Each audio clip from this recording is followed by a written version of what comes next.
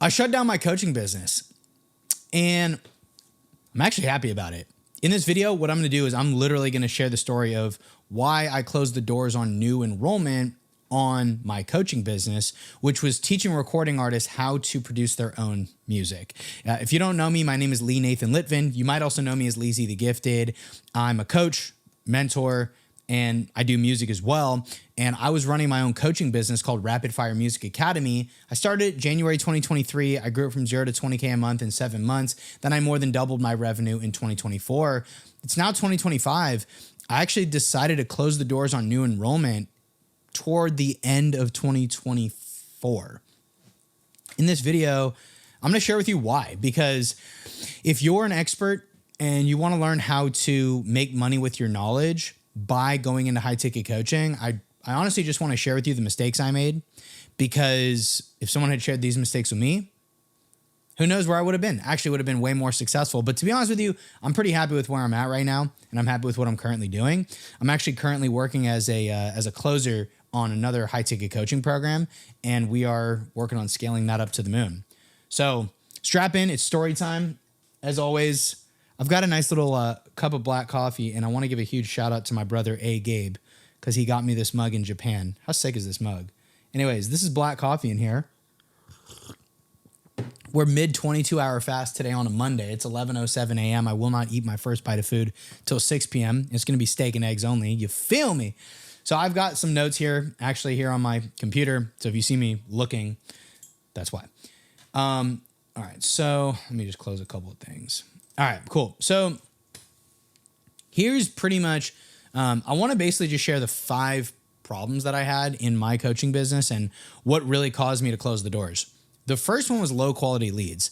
So I was helping recording artists learn music production. And honestly, give myself a lot of credit for how far I ended up coming in that, because if you look at, there's kind of classic idea of there's like 3 markets: health, wealth, relationships. Either help people make money, help people with their health, help people with their relationships. To be honest with you, my offer really didn't fit into any one of those categories. It was really tough for me to kind of understand where that fit, and I never dialed that in. And the other thing is, obviously, yeah, like musicians are broke. Like that's very real. It's really hard to get qualified musicians to get on calls with you.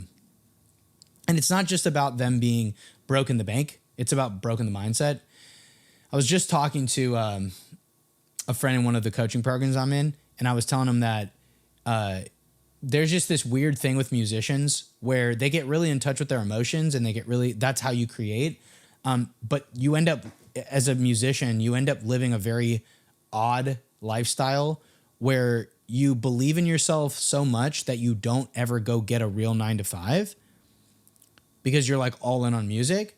But then you also go through such high amount of toxic self-sabotage that you never end up doing anything with your music either. And so people just kind of get stuck in this weird craziness like their whole life. So they never really make money. They never really make it out. And yeah, I just never could crack the low quality lead problem. Even though I would get, and by the way, when I say low quality leads, this is what I'm talking about. I remember that, I'll never forget this. I got on a lead with somebody who was 19 years old, working at Walmart, making like $900 or $1,000 a month. Wasn't going to college, which is fine. But also had a baby mama who was like 23. She was going to college. His son was literally in the college. His son was like less than 2 years old. That's the kind of leads I dealt with. And I know, like, oh my gosh. It's so funny. I used to tell like some of my friends, like my other high ticket coaching friends, they'd be like, why don't you do this? Why don't you do that? Why don't you ask them how much money they make on the Calendly? Why don't you do a type form? All these. I'm like, dude, listen, I already tried all that. None of it worked. Like I already went and did all of it, and it never really worked. I tried a price reveal in my post booking video. I tried the Calendly stuff, all these different things. I never could crack it. Never could crack consistent quality leads. I would watch other coaches' videos and they'd say, you got to speak to their pain points. You got to shift beliefs in your content. All those things are true, by the way. But none of it worked for me. Literally, none of it worked. And I literally just could not Couldn't crack the code. Even when I had a price reveal, literally I would say the price in my videos. Like, so they'd book a call, I'd have a video, and in the video, it would say the price. They would still show up to the call and be like, yeah, I only have a couple bucks. Like, I have a couple $100 to my name, no credit cards. What are the payment plans you have? I'm like, bro, like, I don't have payment plans for, you have $100. Like, it was just like, it was nuts. It was nuts. So that was the first reason. I could never crack the low quality lead problem. Number two, and this was totally on me, really poor financial management. And I think that I'll have another video where I talk about mistaken beliefs in the high ticket coaching industry, but I'm going to kind of share one now. One of them is just double your ad spend. I think that's true in certain cases. I think there are cases where you should just literally just increase your ad spend. However, here's the situation I was in. I was still in debt, credit card debt. I was paying that off. I had no savings. Like, I wasn't saving money. So I didn't have a savings and I wasn't saving, meaning I had no lump sum of cash in the bank. And I also wasn't taking a percentage of my money and saving it, like nothing. And I just had poor financial management. So the first mistaken belief, and I'll have another video, but I was just like taking my money and I was like, just reinvest into ads, wasn't tracking my finances good enough, was overspending on a bunch of tech subscriptions I really didn't need, and was paying a lot of money for like video editors. Like, that was a big thing. Basically, the way I looked at it was anything that will help my business is worth the money. Don't ask, just reinvest in yourself. Have this mindset. And that's another thing. That's another mindset where, again, I think it's depends on the situation, where it's like, you can never invest too much in yourself, right? You can always reinvest in yourself. It's like, no, because I know a couple of people where this happened. I know a couple of entrepreneurs where they're making a lot of money, more than me even. And in like, I like see them come out from the bottom, they start making a bunch of money. And one of the things that causes them to crash and burn is just reinvesting into coaching. Like, I'm talking about spending like 6 figures in a year on coaching. I don't think it's bad to spend 6 figures in a year on coaching. I think that's great if you've got it like that. But that literally ultimately caused them to crash and burn because they're like overspending and they're not managing their finances effectively. That's what happened to me. And so poor financial management. I ended up reading this book called Profit First. I'm not a financial manager. I recommend you go read the book. Had I read the book earlier in my business career, I would have fucking made so much more money and kept so much more money. By the time I got my hands on the book, it was too little too late. So it didn't help. So poor financial management. That was the second one. The third one was lack of emotional regulation. Oh my gosh. This is really the number one reason, really, right here. I learned something from another coach named Dan Bolton. Love Dan Bolton. I bought one of his low ticket workshops, and in it, he talks about nervous system regulation.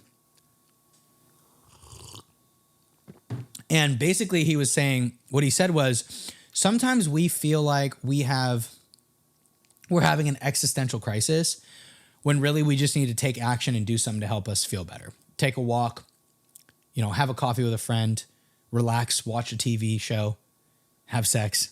That's what he said. I don't disagree with that. That's a big stress reliever. So the point of what he's saying is, we think we're having these huge issues in our life or in our business. We really just need to focus on emotional nervous system regulation. Again, I heard that advice. Great advice. Too little, too late for me. Because what was happening was I was actually doing really, really well in my business. I was getting to a point where I was doing 20 grand a month consistently with solid enough returns and a solid close percentage. I was closing 30%. I was doing 3 to 4x return on ad spend. Didn't have a lot of team, but I never had the lead quality dialed in. So I was still getting low quality leads, and I was trying to solve that problem. Meanwhile, I didn't have a lot of money in the bank, so I was acting out of desperation. That was causing a bunch of stress and anxiety, which was causing me to make changes to the business that didn't need to be changed. So that was the third one. Was I literally had a system that was working, and I broke it all because of those first two things, and because of this fourth point, which was self-sabotage. I'm not the biggest expert on self-sabotage. I have a friend named Sean Holden who I absolutely want to hire in the future to help me, because as I started diving into it, and I honestly started going to therapy, and I fucking love therapy, by the way. Like, my therapist is amazing, and I get a lot out of my sessions with my therapist. And I don't see my therapist that often. I'm also thankful to say that like I really didn't have any huge childhood drama or trauma. I mean, my parents are amazing. I never was abused, no alcoholism, no drug problems in our family. Grew up in a good neighborhood. Like I didn't really, I'm not going to therapy because I'm like on the edge or anything, but I just wanted to get my mind right. And anyway, I learned through that and through talking to my friend Sean that there's actually a lot of things that we do as entrepreneurs that I was doing that was actually causing me to self-sabotage. One of them being, to be honest with you, my temperature was too high. Ed Milet talks about this, this concept of your temperature. So like for me, I had never made that much money before. Like I wasn't used to making 20 grand a month. I was not used to, and whether that's profit or revenue, I wasn't used to seeing that much money generated by me. And I felt like it was too much money and I felt like I didn't need it. And I felt like I wasn't like, I felt this, I don't know if I've dove into it enough, but I felt this weird sense of, it was like a weird sense of comfort where it was like,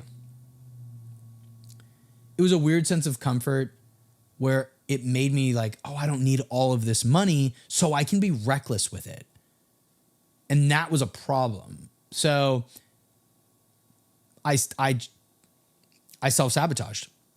I also, to be honest with you, at a lot of points in my business with that, I realized, I was like, I said to myself constantly, I'm not going to make 100 grand a month with this business.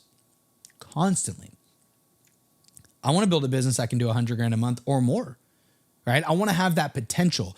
I don't like the number 100 grand a month. Like that's not important to me. Like, I don't care. Like, it's not like, oh, it's gotta be 100 grand a month. I'm not like I'm not necessarily like a bro scaler that's like scale or die trying, or it's got to get to 100 grand a month, like that arbitrary number. It's not about that. It's more of like, it's a benchmark of my potential. Can I go to 100 grand a month? Can I go to 250 a month, 500 a month, $1 million a month? Like, could I do that? Is it possible with this business? Not every business is that possible. But I personally was like, I don't want to live in a world where I'm operating a business that has such a low potential. Now, if I choose to build a business with a cap, because that's just the business I want to build, that's different, right? Like if I'm like, hey, I want to build a business that does $1 million a year in profit, that's my goal. As much as I would love to go to 2 million a year I'm just giving you an example. And in fact, it's really something I'm starting to think about anyway. If I want, and this is all part of the self-sabotage that was happening to me. I want to live in a world where I choose to go further in my business. Not I'm held back and I want to go further. But as I was going through all of these issues, obviously poor financial management, that's on me. Lack of emotional regulation, that's on me. Self-sabotage, that's on me. But the low quality lead problem, that probably was on me in terms of my offer. I could have helped musicians make money, but even then, dude, musicians are still, it's the same musicians. They're broke in the bank, broke in the mindset. No matter what my offer was, whether I was teaching them production, marketing, how to build a business to get to 100, I could have done all three of those things. Production, I did that. I could have taught marketing and gone more into that realm. I could have gone and done teaching producers how to build a business. I actually helped a couple producers do that. I could have done a biz op B2B marketing thing. I could have gone low ticket, but I was just like, I was like, dude, I don't want to build a low ticket business. I didn't want to. I want to build a high ticket business. I don't want to teach musicians marketing and how to build a business because I already know that so many musicians aren't going to be able to get results with it, because to make marketing work and to make a business work, you need money. And if they're already having trouble paying me, how are they going to have money to pay for paid advertising or do all the business stuff? So I was just like, I realized very quickly, I was like, I'm not going to get to 100 grand a month with this business. For a guy like me, an entrepreneur, you're probably the same, who's very growth minded. That's a shitty feeling to realize that your business has such a low potential. I started self-sabotaging. I realized if I'm not going to get to 100 grand a month with this business, why bother? But it was subconscious. That's what caused me to, that right there, that thought right there, now that I'm really thinking about it, that is what caused my whole business to fail, was that. was me not feeling like I could get further in my business and me wanting to shut it down. And by the way, I'm glad. That's why the title of the video is I shut my coaching business down, and I'm happy because I shut down something that was causing me to live below my potential. So the fourth point was self-sabotage. The fifth point, the final point, and this is a really interesting one. And this one might be something you don't expect. And it's actually something I'm going through right now. Number 5, I didn't manage my white space effectively. What does that mean? Well, interestingly enough, once I started doing 20 grand a month, I hired just 2 team members, an appointment setter and a video editor. Loved both of them. Weird things started happening, which I had heard from other entrepreneurs would happen, but didn't ever think it would ever happen to me. The less amount of hours I worked, the more money I was making. That, by the way, I'm going to go back to the self-sabotage because that caused more self-sabotage. The more hours I worked, the less money I made, which also meant the value of my time decreased. Because if I'm working less and making more, that means my value per hour is higher. But if I'm working more and making less, my value per hour also goes down. So interesting. So interesting. When I was having the white space, I was like, I've done everything for the day. I closed a couple deals, or I closed a deal. My clients are served. We're hitting KPIs. I did all the content creation. I was posting every day on Instagram and once or twice a week on YouTube. I was like, I'm literally doing all the things, and I still have 3 hours in the middle of my day to do whatever the fuck I want. Every day. Like, literally, I got to a point where like 11 a.m., 12 p.m. would strike, and I would look at my calendar and I'd be like, I have a break for 3 hours. Sometimes it'd be like 2 o'clock, 2 p.m. My wife would get home from work at like 5:30, right? And then I'm thinking, okay, husband time, dinner, right? Be with the wife. That's kind of my thing. Like once my wife gets home, because I work from home, obviously. Once the wife gets home, I go into husband mode where I'm like, cook, cook, clean. I mean, she and I share those duties.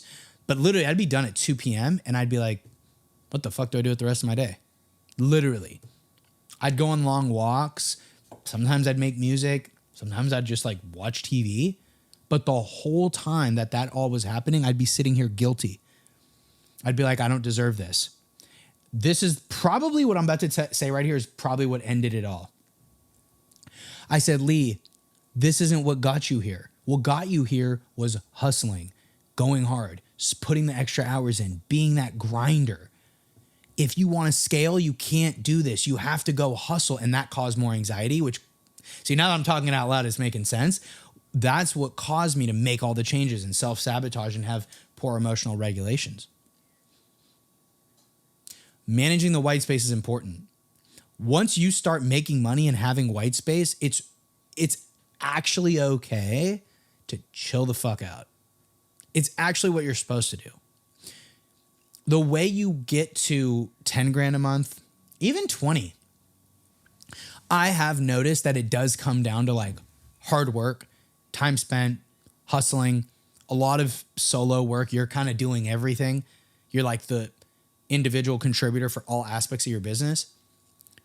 But once you start buying back your time, by the way, I'm not the biggest fan of the idea of buying back your time. Okay. Dan Martell's famous book, Buy Back Your Time. Incredible book, great book. Love Dan Martell. And I think that it's a good concept, but I think it's very much dependent. It depends.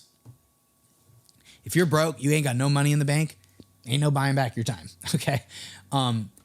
If you're broke and you got money coming in, that's great. It's good to hire some team members, right? But around I think going from 0 to 20K a month should just be like, you individual contributor, once you get some cash in the bank, let's hire a video editor, let's hire an appointment setter. But once you start doing that, it is not now, once you're at the 20 grand a month mark and you've got those 2 team members going hard for you, it no longer becomes about how many hours you work. It's not about that at all. And in fact, it's really not about that in the beginning anyway. It's not about how many hours you work. It's about the quality of your work. You just have to do more quantity work when you're by yourself. Once you hire a couple of people to help you, maybe you hire an assistant or a VA, a video editor, an appointment setter. Once you hire someone like that, or a couple of people, it becomes less about how many hours you work and about the quality of the work you do and the leadership you do. I didn't understand that. And all of it drove me crazy. So a combination of 5 things: low quality leads, poor financial management, lack of emotional regulation, self-sabotage, and not managing my white space effectively is what ultimately led me to lose the passion for my coaching business.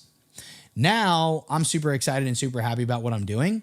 As of today, which is February 10th, 2025, I'm working as a closer for another high ticket coaching business, and we're crushing it.